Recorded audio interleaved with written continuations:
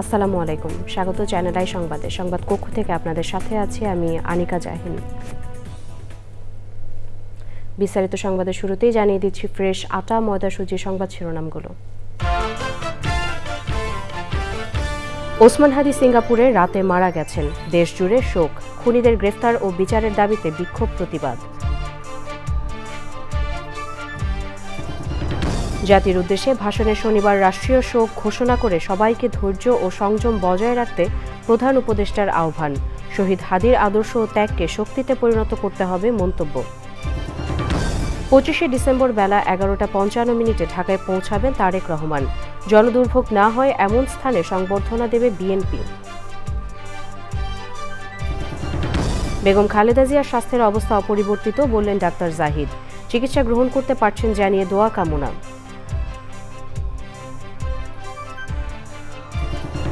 এবং বঞ্চিত মানুষকে স্বস্তি দিতে বিনামূল্যে স্বাস্থ্যসেবা ও কম্বল বিতরণ করেছে প্রকৃতি ও জীবন ফাউন্ডেশন। পরিবেশ বান্ধব প্রযুক্তি ও সময় উপযোগী উদ্যোগের তাগিদ।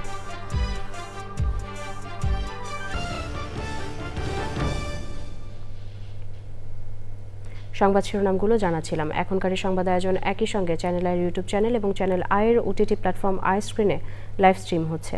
যাচ্ছি বিস্তারিত সংবাদে। ইনকিলাব মঞ্চের মুখপাত্র ও আহ্বায়ক শরীফ ওসমান হাদি সিঙ্গাপুরে চিকিৎসাধীন অবস্থায় মারা গেছেন। ইন্না লিল্লাহি ওয়া ইন্না ইলাইহি রাজিউন। বৃহস্পতিবার রাতে ওসমান হাদির ভেরিফাইড ফেসবুক পেজ ও ইনকিলাব মঞ্চের ফেসবুক পেজে এ তথ্য জানানো হয়েছে। পোস্টে বলা হয়, ভারতীয় আধিপত্যবাদের মোকাবেলায় মহান বিপ্লবী ওসমান হাদিকে আল্লাহ শহীদ হিসেবে কবুল করেছেন। এর আগে শরীফ ওসমান বিন হাদির স্বাস্থ্য নিয়ে উপদেষ্টা পরিষদের বৈঠকে আলোচনা শেষে জানানো হয়েছিল তাঁর শারীরিক অবস্থা অত্যন্ত সংকটাপন্ন। গত 12 ডিসেম্বর গণসংযোগের জন্য রাজধানীর বিজয়নগর এলাকায় গেলে চলন্ত মোটরসাইকেল থেকে হাদিকে গুলি করা হয়। গুলিটি তার মাথায় লাগে। গুরুতর আহত অবস্থায় তাকে ঢাকা মেডিকেল কলেজ হাসপাতালে অস্ত্রোপচারের পর ঢাকার এভারকেয়ার হাসপাতালে ভর্তি করা হয়। পরে উন্নত চিকিৎসার জন্য এয়ার অ্যাম্বুলেন্সে করে তাকে সিঙ্গাপুরে নেওয়া হয়। হাদিকে হামলার ঘটনায় 14 ডিসেম্বর রাজধানীর পল্টন মডেল থানায় একটি মামলা করা হয়। মামলার বাদী ইনকিলাব মঞ্চের সদস্য সচিব আব্দুল্লাহ আল জাবের। মামলার প্রধান আসামি করা হয়েছে ফয়সাল করিম মাসুদকে। এছাড়াও এজাহারে বেশ কয়েকজন অজ্ঞাতনামা ব্যক্তিকে আসামি করা হয়েছে। মামলাটি বর্তমানে ঢাকা মহানগর গোয়েন্দা পুলিশের মতিঝিল বিভাগ তদন্ত করছে। এ ঘটনায় এখন পর্যন্ত প্রায় 11 জনকে গ্রেফতার করা হয়েছে। এর মধ্যে রয়েছেন ফয়সাল করিম মাসুদের বাবা, মা, স্ত্রী, শ্যালক এবং এক নারী বন্ধু। তদন্তকারী কর্মকর্তাদের ধারণা, প্রধান আসামি ফয়সাল করিম মাসুদ এবং মোটরসাইকেল চালক আলমগীর শেখ হামলার পর ময়মনসিংহের ধোবাউড়া হালুয়াঘাট সীমান্ত দিয়ে ভারতে পালিয়ে গেছেন। ইনকিলাব মঞ্চের মুখপাত্র শরীফ ওসমান হাদির হত্যাকারীদের বিচারের দাবিতে উত্তাল রাজধানী ঢাকা। যাত্রাবাড়ি, উত্তরা, মিরপুর সহ বেশ কয়েকটি জায়গায় অবরোধ করে ছাত্র জনতা। সংহতি জানিয়ে পুরো বাংলাদেশকে ঐক্যবদ্ধ থাকার কথা জানিয়ে এনসিপির আহ্বায়ক নাহিদ ইসলাম বলেন, কেউ যেন হাদির মৃত্যুকে ভিন্নভাবে প্রভাবিত করতে না পারে। রিয়াজ ইসলামের রিপোর্ট। রাত 9:45 ইনকিলাব মঞ্চের মুখপাত্র শরীফ ওসমান হাদির মৃত্যুর সংবাদ আসার পরপরই উত্তাল হতে থাকে রাজধানী। বিভিন্ন স্থান থেকে শাহবাগে জড়ো হতে থাকে জুলাই মঞ্চের কর্মী সমর্থকরা। সেখানে ওসমান হাদির হত্যাকাণ্ডের সঙ্গে জড়িতদের দ্রুত গ্রেপ্তারের দাবি জানান তারা। একজন অপরাধী এভাবে গুলি করে দেশ থেকে পালিয়ে গেল, তো এটার কোনো বিহিত করতে পারলো না, ব্যবস্থা নিতে পারলো, এটা অবশ্যই স্বরাষ্ট্র মন্ত্রণালয় এবং রাষ্ট্রের সম্পূর্ণ ব্যর্থতা। আমরা যেমন একে ফজলুল হক থেকে লিখে রাখবো, তেমনিভাবে আমরা দিল্লির গোলামি থেকে শৃঙ্খল মুক্ত হওয়ার জন্য আমরা এই হাদিকে আজীবন ইতিহাসের পাতায় লিখে রাখবো। এই সন্ত্রাসীদেরকে আন্তর্জাতিক আইনের মাধ্যমে ভারত থেকে যেভাবে হোক বাংলাদেশে এনে সর্বোচ্চ শাস্তি যাতে প্রয়োগ করা হয়। আমরা সোশ্যাল মিডিয়াতে ছবি দিছি যে এই মানুষটা খুন করছে, বাট স্টিল নাও তার বিচারের জন্য কোনো পদক্ষেপ কি নিছে, কোনো অ্যাক্টিভ কোনো পদক্ষেপ আমরা দেখি নাই। আমরা এটাও দেখছি যে ওই মানুষটা ভারতে আছে, তাহলে আমাদের দেশ কি করতেছে। শাহবাগে সংহতি জানিয়ে যোগ দেন এনসিপির আহ্বায়ক। বলেন, খুনিদের বিচার না হওয়া পর্যন্ত শাহবাগে আন্দোলন চালিয়ে যাবেন তারা। আজকে এখানে সেখানে আগুন লাগাবো, কালকে বাড়ি চলে যাব, এটা আমাদের আন্দোলনের গতিপথ না। আমরা এই শাহবাগে আজকে এসেছি, শাহবাগে আমাদের আন্দোলন অব্যাহত থাকবে। যার যার জায়গা থেকে আমরা দায়িত্বশীলভাবে গণতান্ত্রিকভাবে আন্দোলন চালিয়ে যাব। যারা এই আন্দোলন এবং জনগণের ক্ষোভকে ব্যবহার করে আন্দোলন বিপথে নেওয়ার চেষ্টা করবে, তাদের প্রতি আপনারা সতর্ক থাকবেন। অন্যদিকে কারওয়ান বাজারে প্রথম আলো ও ডেইলি স্টারের কার্যালয়ে আগুন দেওয়ার ঘটনা ঘটেছে। বেশ কিছু কর্মী ডেইলি স্টার ভবনের ছাদে আটকা পড়েন। পরে ফায়ার সার্ভিস ও সেনাবাহিনী তাদের উদ্ধার করে। ভাঙচুর হয় ছায়ানটেও। শুক্রবার জুমা নামাজ শেষে বিক্ষোভ মিছিল নিয়ে শাহবাগে অবস্থান কর্মসূচি পালন করবে এনসিপি সহ জুলাই মঞ্চের সমর্থকরা। রিয়াজ ইসলাম, চ্যানেল আই, ঢাকা। শোকের এই মুহূর্তে শহীদ শরীফ ওসমান হাদির আদর্শ ও ত্যাগকে শক্তিতে পরিণত করার আহ্বান জানিয়ে প্রধান উপদেষ্টা প্রফেসর মোহাম্মদ ইউনূস দেশের সব নাগরিককে ধৈর্য ও সংযম বজায় রাখার আহ্বান জানিয়েছেন। শহীদ ওসমান হাদির অকাল মৃত্যুতে শনিবার একদিনের রাষ্ট্রীয় শোক ঘোষণা করেছে সরকার। চকর মালিথার রিপোর্ট। সিঙ্গাপুরে চিকিৎসাধীন ওসমান হাদির মৃত্যুর পরপরই জাতির উদ্দেশ্যে ভাষণ দেন প্রধান উপদেষ্টা প্রফেসর মোহাম্মদ ইউনূস। ফ্যাসিবাদ ও আধিপত্যবাদ বিরোধী সংগ্রামের এই অমর সৈনিককে মহান রাব্বুল আলামিন শহীদ হিসেবে কবুল করুন, এই দোয়া করি। আমরা সবাই মিলে এই দোয়া করি। শরীফ ওসমান হাদির এই অকাল মৃত্যুতে আমি গভীর শোক ও দুঃখ প্রকাশ করছি। তার প্রয়াণ দেশের রাজনৈতিক ও গণতান্ত্রিক পরিসরে এক অপূরণীয় ক্ষতি। আমি তার রুহের মাগফিরাত কামনা করছি এবং শোক সন্তপ্ত স্ত্রী, পরিবারের সদস্যবৃন্দ, স্বজন ও সহকর্মীদের প্রতি গভীর সমবেদনা জানাচ্ছি। শহীদ ওসমান হাদির স্ত্রী ও একমাত্র সন্তানের দায়িত্ব সরকার গ্রহণ করবে। এ উপলক্ষে রাষ্ট্রের বিভিন্ন কর্মসূচি ঘোষণা করেন প্রধান উপদেষ্টা। শহীদ শরীফ ওসমান হাদির অকাল মৃত্যুতে আগামী শনিবার একদিনের রাষ্ট্রীয় শোক ঘোষণা করছি। এই উপলক্ষে শনিবার দেশের সব সরকারি, আধা সরকারি, স্বায়ত্তশাসিত প্রতিষ্ঠান, শিক্ষা প্রতিষ্ঠান সহ সরকারি বেসরকারি ভবন এবং বিদেশে বাংলাদেশ মিশনগুলোতে জাতীয় পতাকা অর্ধনমিত থাকবে। একই সাথে আগামীকাল শুক্রবার বাদ জুমা দেশের প্রতিটি মসজিদে শহীদ ওসমান হাদির রুহের মাগফিরাত কামনায় বিশেষ দোয়া ও মোনাজাতের আয়োজন করা হবে। আপনারা তাতে শরীক হন। অন্যান্য ধর্মের উপাসনালয়গুলোতেও আয়োজন হবে বিশেষ প্রার্থনার। নৃশংস এই হত্যাকাণ্ডের দ্রুত সর্বোচ্চ শাস্তি নিশ্চিত করার কথা বলেন তিনি। এই নৃশংস হত্যাকাণ্ডের সঙ্গে জড়িত সকল অপরাধীকে দ্রুত আইনের আওতায় আনা হবে এবং তাদের বিরুদ্ধে সর্বোচ্চ শাস্তি নিশ্চিত করা হবে। এই বিষয়ে কোনো ধরনের শৈথিল্য দেখানো হবে না। আমি দেশের সকল নাগরিকের প্রতি আন্তরিক আহ্বান জানাচ্ছি, আপনারা ধৈর্য ও সংযম বজায় রাখুন। আইনশৃঙ্খলা রক্ষাকারী বাহিনী ও সংশ্লিষ্ট সংস্থাগুলোকে পেশাদারিত্বের সঙ্গে তদন্ত কার্যক্রম পরিচালনা করে সুযোগ দিন। রাষ্ট্র আইনের শাসন প্রতিষ্ঠায় সম্পূর্ণরূপে প্রতিশ্রুতিবদ্ধ। নির্বাচন ও গণতন্ত্রের শত্রুদের পরাজিত করার আহ্বান প্রধান উপদেষ্টার। অত্যন্ত দুঃখের বিষয়, তার এই মহতী ইচ্ছা অপূর্ণ রয়ে গেল। তার স্বপ্ন বাস্তবায়নের দায় আজ সমগ্র জাতির কাঁধে ন্যস্ত। আগামী দিনগুলোতে আমাদের সবাইকে ধৈর্য, সংযম, সাহস ও দূরদর্শিতার সঙ্গে এগিয়ে যেতে হবে, যাতে নির্বাচন ও গণতন্ত্রের শত্রু ফ্যাসিস্ট সন্ত্রাসী অপশক্তিকে চূড়ান্তভাবে পরাজিত করা যায়। যারা দেশকে অস্থিতিশীল করতে চান তাদের ফাঁদে পা না দিয়ে আসুন আমরা সবাই ঐক্যবদ্ধভাবে গণতন্ত্র, ন্যায় বিচার ও গণমানুষের অধিকার প্রতিষ্ঠার পথে অবিচল পদক্ষেপে এগিয়ে যাই। এটাই হবে শহীদ হাদির প্রতি আমাদের প্রকৃত শ্রদ্ধা। নতুন বাংলাদেশ বিনির্মাণে সবাইকে ঐক্যবদ্ধ থাকার আহ্বান জানান প্রধান উপদেষ্টা। চকর মালিথা, চ্যানেল আই, ঢাকা। বিএনপির ভারপ্রাপ্ত চেয়ারম্যান তারেক রহমান 25শে ডিসেম্বর বাংলাদেশ বিমানের নিয়মিত ফ্লাইটে বেলা 11:55 ঢাকায় পৌঁছাবেন। তারেক রহমানের নিরাপত্তা নিশ্চিতে ঢাকা বিমানবন্দর সরেজমিন পরিদর্শন করে বিএনপির প্রতিনিধি দল জানিয়েছে, দেশে ফেরার পর তারেক রহমানকে সংবর্ধনা দেওয়া হবে। তবে মানুষের যেন দুর্ভোগ না হয় এমন স্থানই নির্ধারণ করা হবে। রাহুল রায়ের রিপোর্ট। ধন্যবাদ আমাদেরকে সময়। দেড় যুগ পর লন্ডনের নির্বাসিত জীবন শেষে দেশে ফিরছেন বিএনপির ভারপ্রাপ্ত চেয়ারম্যান তারেক রহমান।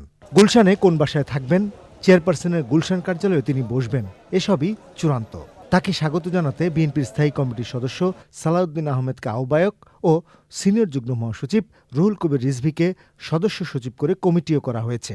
হযরত শাহজালাল আন্তর্জাতিক বিমানবন্দরে নিরাপত্তা ব্যবস্থা পরিদর্শন করে বৃহস্পতিবার বিকেলে গুলশান কার্যালয়ের সামনে তারেক রহমানের ফেরা নিয়ে দলের প্রস্তুতির কথা জানান তারা। বাংলাদেশ বিমানের যেটা নিয়মিত ফ্লাইট, যেটা কমার্শিয়াল ফ্লাইট, সেটাতেই উনি আসছেন এবং সেটা ল্যান্ডিং টাইমটা 11:55 ঢাকা বিমানবন্দরে, 12টাই বলতে পারি আমরা। বিমানবন্দরে যেখানে তিনি অবতরণ করবেন সেই জায়গা থেকে কিভাবে, কোথায় বসবেন এবং গাড়িতে উঠবেন এবং সমস্ত রাস্তা যে দিক দিয়ে উনি এবার কেয়ার হসপিটালে যাবেন, ওখান থেকে বাসায় আসবেন, সেগুলো সরজমিনে আমরা একটু পরিদর্শন করে এবং সংশ্লিষ্ট সকল কর্তৃপক্ষের সাথে একটু সমন্বয় করতে গিয়েছিলাম। সরকারের সংশ্লিষ্ট মহলের সাথে, সব বিভাগীয় প্রধানদের সাথে আমাদের নিরাপত্তা টিমের যিনি প্রধান এবং অন্যান্য সদস্য আছেন তারা সমন্বয় করছেন বেশ কয়েকদিন থেকে। সরকারের পক্ষ থেকে আমরা বেশ সহযোগিতা পাচ্ছি এবং আমরা সারা দেশের সকল নেতাকর্মীকে আমরা ইনস্ট্রাকশন দিচ্ছি কিভাবে তারা 24 তারিখের রাতের মধ্যে অথবা 25 তারিখের সকালের মধ্যে তারা আমাদের প্রিয় নেতাকে স্বাগত জানাতে ঢাকায় আসবেন। যেহেতু বাংলাদেশের জনগণ তাকে এক নজর দেখার জন্য উদ্গ্রীব হয়ে আছে, উন্মুখ হয়ে আছে এবং তার দুটো কথা শোনার জন্য উন্মুখ হয়ে আছে, সেই জন্য আমরা ব্যবস্থা করার চেষ্টা করছি কোন জায়গায় হলে সেটা ভালো হয়, জনদুর্ভোগ যাতে না হয়, সব কিছু বিবেচনায় আমরা জায়গাগুলো পরিদর্শন করছি। আপনারা জানতে পারবেন এটা হবে ঐতিহাসিক, নিঃসন্দেহে সেই ইতিহাসের স্মরণীয় জনসমাগম নিশ্চিত করার জন্য আমাদের এই কমিটির নেতৃবৃন্দরা দিনরাত তারা পরিশ্রম করছেন এবং কাজ করে যাচ্ছেন। চেয়ারপারসনের গুলশান কার্যালয়ে চলছে ত্রয়োদশ জাতীয় সংসদ নির্বাচনে বিএনপির প্রার্থীদের প্রশিক্ষণ। সিনিয়র নেতারা এই কর্মসূচি সহ নির্বাচন ও অন্যান্য ইস্যুতে কথা বলেন। সর্বকাল একটা কঠিন নির্বাচন হচ্ছে, একটু ব্যতিক্রমী নির্বাচন হচ্ছে, এই ব্যাপারে একটু সচেতন করে দেওয়া, আমাদের কি করণীয় আছে, আমরা কি করব, আচরণ কেমন হবে। নির্বাচন সুষ্ঠুভাবে যদি সম্পন্ন হয় তাহলে গণতন্ত্রে উত্তরণের পথ সৃষ্টি হবে, সূচনা হবে। বিএনপি নেতারা জানিয়েছেন, তারেক রহমানকে স্বাগত জানাতে শুধু বিএনপি নেতাকর্মী নয়, পুরো দেশ অপেক্ষায় আছে। Rahul Roy, Channel i, Dhaka. BNP chairperson ও সাবেক প্রধানমন্ত্রী বেগম খালেদা জিয়ার অবস্থা আগের মতোই অপরিবর্তিত রয়েছে বলে জানিয়েছেন তাঁর ব্যক্তিগত চিকিৎসক ডাক্তার AZM জাহিদ হোসেন। এভারকেয়ার হাসপাতালের সামনে ব্রিফিংয়ে তিনি বলেন, চিকিৎসকদের পরামর্শ মোতাবেক যে চিকিৎসা খালেদা জিয়াকে দেওয়া হচ্ছে সেই চিকিৎসা তিনি ঠিকমতো গ্রহণ করতে পারছেন। সাদি মাহমুদের রিপোর্ট। বাংলাদেশ, যুক্তরাষ্ট্র ও যুক্তরাজ্যের চিকিৎসকদের সমন্বয়ে গঠিত মেডিকেল বোর্ডের অধীনে রাজধানীর এভারকেয়ার হাসপাতালে চলছে বেগম খালেদা জিয়ার চিকিৎসা। বেশ কয়েকবার যুক্তরাজ্যে নেওয়ার উদ্যোগ নিলেও তার শারীরিক অবস্থা উপযোগী না হওয়ায় সেটি সম্ভব হয়নি। তার অবস্থা এখনও আগের মতোই রয়েছে। আলহামদুলিল্লাহ, এখন পর্যন্ত চিকিৎসকদের পরামর্শ মোতাবেক যে চিকিৎসা ওনাকে দেওয়া হচ্ছে সেই চিকিৎসা উনি ঠিকমতো গ্রহণ করতে পারছেন এবং ওনার শারীরিক অবস্থা গত কয়েকদিন পূর্বেও যে অবস্থায় ছিল আলহামদুলিল্লাহ উনি সেটি মেনটেন করে যাচ্ছেন। বিএনপি চেয়ারপারসন দ্রুত সুস্থ হয়ে উঠবেন আশা প্রকাশ করেন দলের স্থায়ী কমিটির সদস্য ডাক্তার AZM জাহিদ হোসেন। চিকিৎসকরা সহ সবাই অত্যন্ত আশাবাদী যে ইনশাআল্লাহ দেশনেত্রী বেগম খালেদা জিয়া ধীরে ধীরে সুস্থ হয়ে যাবেন। তারপরেও মনে রাখতে হবে ওনার যে অসুস্থতা এবং ওনার যে বয়সের চেয়ে বেশি ওনার যে অসুস্থতা এবং ওনাকে পরিকল্পিতভাবে যেরকম অসুস্থ অবস্থার মধ্যে বিগত সময়ে ঠেলে দেওয়া হয়েছে, সেই কারণেই ওনার শারীরিক জটিলতা মারাত্মক রকম বেড়ে গিয়েছিল। সেই জন্যই এবার উনি বেশ কঠিন সময় পার করছেন। গত 23 নভেম্বর থেকে খালেদা জিয়া রাজধানীর এভারকেয়ার হাসপাতালে চিকিৎসাধীন। সারি মাহমুদ, চ্যানেল আই, ঢাকা।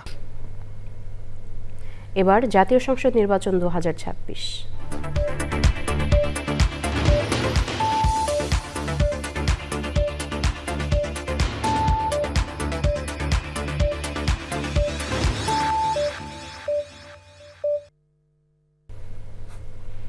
ত্রয়োদশ জাতীয় সংসদ নির্বাচন ও গণভোট উপলক্ষে স্বাভাবিক মোতায়েনের বাইরে এবার আইন শৃঙ্খলা বাহিনী 5 দিনের জন্য বিশেষ মোতায়েন থাকবে। আইন শৃঙ্খলা সংক্রান্ত বিশেষ পরিপত্র জারি করে নির্বাচন কমিশন জানিয়েছে, ঝুঁকিপূর্ণ ভোট কেন্দ্রে নিরাপত্তা নিশ্চিতের পাশাপাশি অবৈধ অস্ত্র উদ্ধার, নির্বাচনে বাধা প্রদানকারী সকল কর্মকাণ্ড বন্ধে বিশেষ অভিযান পরিচালনার নির্দেশনা দেওয়া হয়েছে। নাজিব বেগের রিপোর্ট। সংসদ নির্বাচন ও গণভোটকে সামনে রেখে তফসিলের আগে দুবার এবং পরে গত রোববার আইনশৃঙ্খলা বিষয়ক সভা করেছে নির্বাচন কমিশন। নির্বাচনে আইনশৃঙ্খলা রক্ষায় বিশেষ পরিপত্র জারি করল নির্বাচন কমিশন। আনসার বাহিনী ছাড়া সকল বাহিনী ভোটের আগে 3 দিন, ভোটের দিন এবং পরের দিন মোট 5 দিন বিশেষ মোতায়েন থাকবে। আনসার ও গ্রাম প্রতিরক্ষা বাহিনী থাকবে 6 দিন। সম্ভাব্যতা অনুযায়ী ভোট কেন্দ্রে সিসি ক্যামেরা কাভারেজ নিশ্চিতের নির্দেশনা দেওয়া হয়েছে। ঝুঁকিপূর্ণ ভোট কেন্দ্রে বিশেষ নিরাপত্তা নিশ্চিত করার কথাও বলা হয়েছে পরিপত্রে। নির্দেশনা রয়েছে অবৈধ অস্ত্র উদ্ধার, নির্বাচনে বাধা প্রদানকারী সকল কর্মকাণ্ড বন্ধে বিশেষ অভিযান পরিচালনার, দল ও প্রার্থীর আচরণবিধি প্রতিপালনে কার্যকর ব্যবস্থা নেওয়ার কথাও বলেছে ইসি। ভোটাররা যেন নিশ্চিন্তে ভোট দিতে পারেন সেটিও নিশ্চিত করার কথা বলা হয়েছে। অপতথ্য বন্ধে বিভিন্ন বিভাগ ও বাহিনীর সমন্বয়ে ইসিতে হবে মনিটরিং সেল। এদিকে সারা দেশে রিটার্নিং কর্মকর্তা ও সহকারী রিটার্নিং কর্মকর্তার কার্যালয়েও নিরাপত্তা জোরদারের নির্দেশনা দিয়েছে নির্বাচন কমিশন।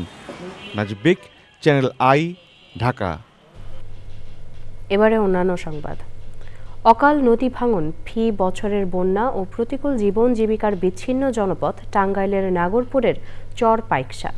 জেকে বসা শীত ও রোগ শোকে বিপর্যস্ত সুবিধাবঞ্চিত মানুষকে স্বস্তি দিতে বিনামূল্যে স্বাস্থ্যসেবা ও কম্বল বিতরণ করেছে প্রকৃতি ও জীবন ফাউন্ডেশন। মৌলিক চাহিদা বঞ্চিত জনপদের টেকসই উন্নয়ন নিশ্চিতে পরিবেশ বান্ধব প্রযুক্তি ও সময় উপযোগী উদ্যোগের তাগিদ দিয়েছেন প্রকৃতি বন্ধু বীর মুক্তিযোদ্ধা মুকিত মজুমদার বাবু। বিলাল হাওলাদার ও আব্দুল করিমের ভিডিও চিত্রে মোশাহেদ রনির রিপোর্ট।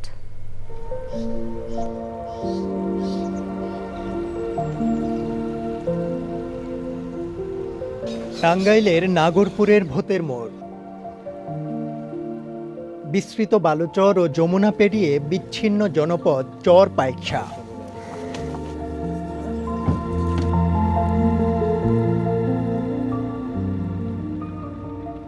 আদিগন্ত চোখ চোরানো মনোরম ক্যানভাসের বিপরীতে এখানকার বাস্তবতা দারিদ্রতা, মৌলিক চাহিদার অপর্যাপ্ততা, নদী ভাঙন, বন্যাসহ প্রাকৃতিক দুর্যোগের কষাঘাতে জর্জরিত।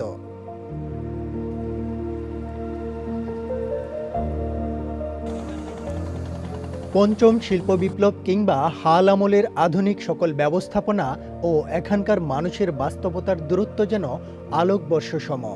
নৌকার পাশাপাশি সাবেকি ঘোড়ার গাড়ি ও সীমিত পরিসরে চলা মোটরসাইকেলই এখানকার যাতায়াতের অবলম্বন।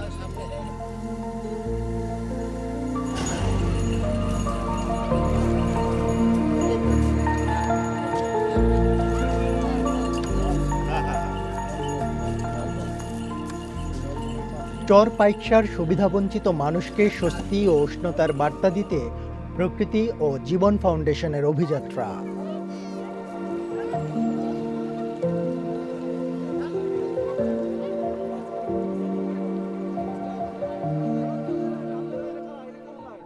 এখানে যে আমরা স্লিপ পেয়েছিলাম, কম্বল নিলাম,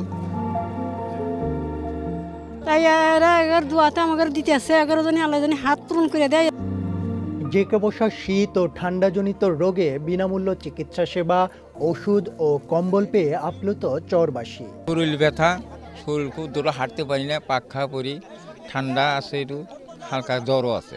এই জন্টে জন্টে ব্যথা, কোমর ব্যথা, সব ব্যথা, ওই বললাম ওষুধ দিল।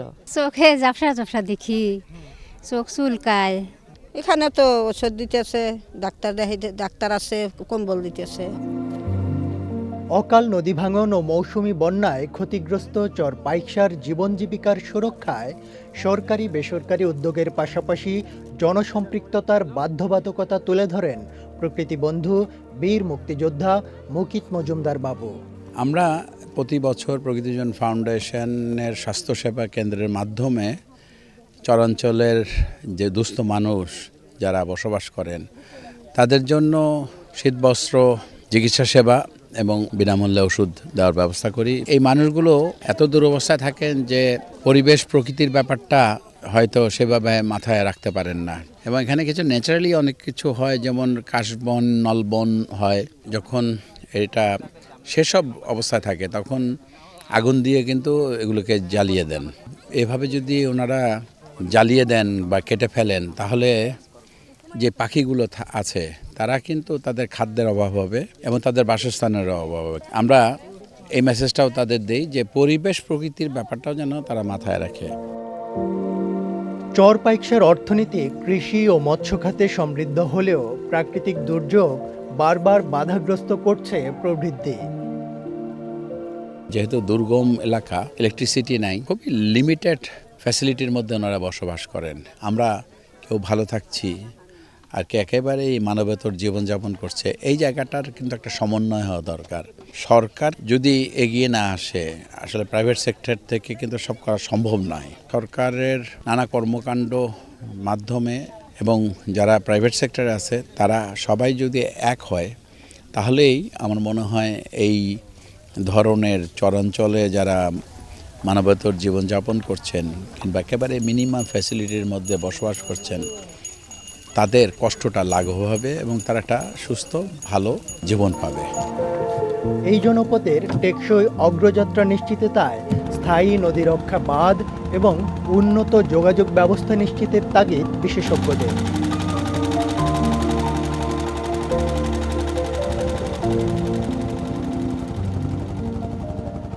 Moshahid Roni, Channel I, Tangail. দর্শক, সংবাদের এই পর্যায়ে নিচ্ছি একটি বিরতি, আর বিরতির পর যা থাকছে: আইপিএলে খেলার জন্য মুস্তাফিজকে ছাড়পত্র দিয়েছে বিসিবি, তবে এক সপ্তাহের জন্য ফিরতে হবে নিউজিল্যান্ড ওডিআই সিরিজে।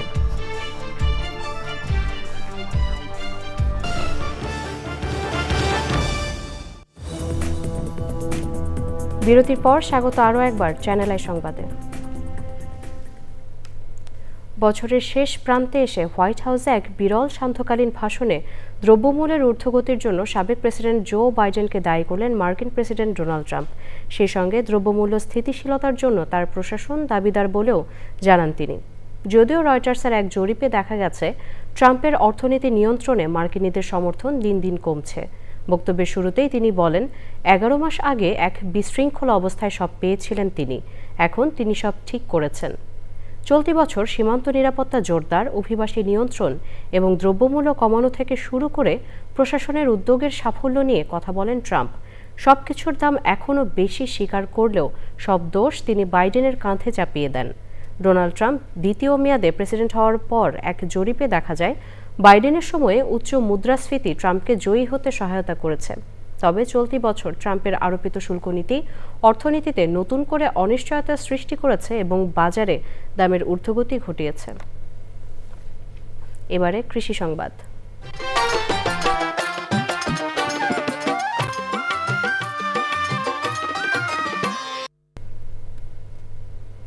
চলতি মৌসুমে চাঁদপুরের হাইমচরে সারের সংকট দেখা দিয়েছে। প্রকারভেদে প্রতি বস্তায় 300 থেকে 600 টাকা বেশি গুনতে হচ্ছে চাষিদের।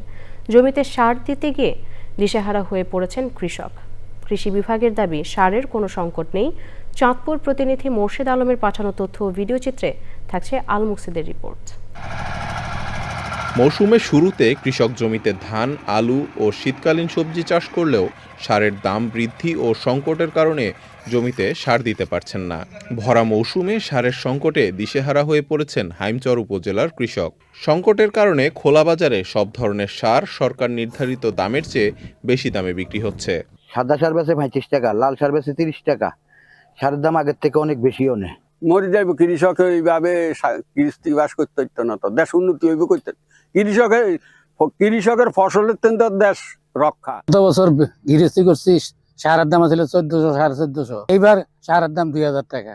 সংকট ও দাম বৃদ্ধির অভিযোগ অস্বীকার করে সারের দোকান ও ডিলারকে প্রতিনিয়তই মনিটরিং এর দাবি করছে কৃষি বিভাগ। আমাদের যে উপসহকারী কৃষি কর্মকর্তা তারা প্রতিদিন ডিলারের দোকানে গিয়ে মনিটরিং করছে, আমরা মনিটরিং করছি এবং আমরা বিভিন্ন সময় আমরা মোবাইল কোড করে আমরা প্রয়োজনীয় ব্যবস্থা নিচ্ছি এবং তাদেরকে শাস্তির আওতায় নিয়ে আসতেছি। ডিলারদের দেয়া তথ্য অনুযায়ী 750 টাকার এমওপি বিক্রি হচ্ছে 1200 থেকে 1300 টাকায়। টিএসপির দাম 1300 টাকা হলেও বিক্রি হচ্ছে 1800 থেকে 2000 টাকায়।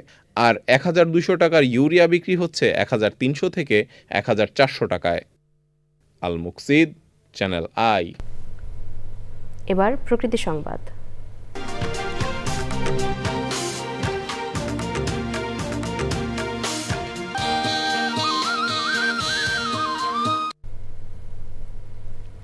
পাহাড় কাটা, বন নিধন ও অপরিকল্পিত বসতির চাপে বদলে যাচ্ছে পাহাড়ের ভূপ্রকৃতি। অপরিকল্পিত আবাসন নির্মাণ ও অতিরিক্ত বনজ সম্পদ আহরণ নষ্ট করছে পাহাড়ের পরিবেশ। ঝুঁকিতে রাঙামাটির জনজীবন।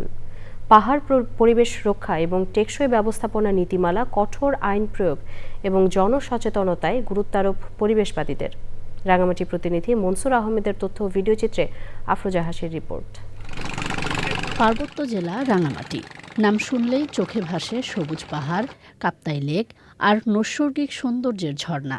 তবে পাহাড়ের শান্ত স্নিগ্ধ পরিবেশের বিপরীতে চলা ধ্বংসাত্মক কর্মকাণ্ডে বাড়াচ্ছে পরিবেশ বিপর্যয়ের উদ্বেগ। অতিরিক্ত বনজ সম্পদ আহরণ, পাথর উত্তোলন, বেপরোয়া পাহাড় কাটা আর নির্বিচারে বন উজাড়ে বিপন্ন কাপ্তাই জাতীয় উদ্যান, সীতারাম সহ অসংখ্য পাহাড়। যদি আমরা পাহাড়কে রক্ষা করতে চাই তাহলে যদি মানুষের প্রয়োজনে আবাসনের দরকার হয় সেখানে একটা সুস্থ পরিকল্পনা থাকা দরকার। সরকারি পর্যায়ে যখন পাহাড় কাটা হয় কিংবা পরিবেশকে নিধন করা হয় ঠিক সেটা তখন আমাদেরকে খুবই দুঃখ দেয় আর খুবই পীড়াদায়ক। এটি কোনো অবস্থাতেই কাম্য নয়। এতে ক্ষতিগ্রস্ত হচ্ছে জীববৈচিত্র্য, কৃষি, পর্যটন আর স্থানীয় অর্থনীতি। পাহাড়গুলোর যে সমীক্ষা হওয়া দরকার এখনো পর্যন্ত পাইনি। সরকারি যে নিয়ম নীতি, আমাদের যে আইন আছে সেটার যথাযথ প্রয়োজন রয়েছে। পার্বত্য অঞ্চলের পাহাড় খেকোদের বিরুদ্ধে ব্যবস্থা নেওয়ার দাবি পরিবেশ অধিদপ্তরের। মামলা বা মোবাইল কোড বা আইনগত যে পদক্ষেপ সেটা আসলে মানুষের কে একটু গুরুত্বটা বোঝানোর জন্য। এটা তো যদিও সমাধান না, সমাধানের পথ একটা হলো যে সবাই মিলে যেন পাহাড়টাকে রক্ষা করে, যে পাহাড়টা আবার আসলে প্রয়োজন। পাহাড়ের আদি পরিবেশ রক্ষায় অপরিকল্পিত বসতি নির্মাণ রোধ সহ পরিবেশ বান্ধব উন্নয়নের তাগিদ সচেতন মহলের। আফরোজা হাসি, প্রকৃতি ও জীবন ডেস্ক, চ্যানেল আই। দর্শক, সবশেষে ফ্রেশ আটা ময়দাসূচি সংবাদ শিরোনামগুলো জানিয়ে দিচ্ছি আরও একবার। ওসমান হাদি সিঙ্গাপুরে রাতে মারা গেছেন। দেশজুড়ে শোক, খুনিদের গ্রেফতার ও বিচারের দাবিতে বিক্ষোভ প্রতিবাদ। জাতির উদ্দেশ্যে ভাষণে শনিবার রাষ্ট্রীয় শোক ঘোষণা করে সবাইকে ধৈর্য ও সংযম বজায় রাখতে প্রধান উপদেষ্টার আহ্বান। শহীদ হাদির আদর্শ ও ত্যাগকে শক্তিতে পরিণত করতে হবে মন্তব্য। 25শে ডিসেম্বর বেলা 11:55 ঢাকায় পৌঁছাবেন তারেক রহমান। জনদুর্ভোগ না হয় এমন স্থানে সংবর্ধনা দেবে বিএনপি। বেগম খালেদা জিয়ার স্বাস্থ্যের অবস্থা অপরিবর্তিত বললেন ডাক্তার জাহিদ। চিকিৎসা গ্রহণ করতে পারছেন জানিয়ে দোয়া কামনা।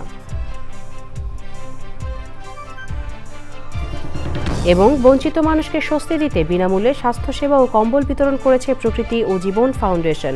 পরিবেশ বান্ধব প্রযুক্তি ও সময়োপযোগী উদ্যোগের তাগিদ।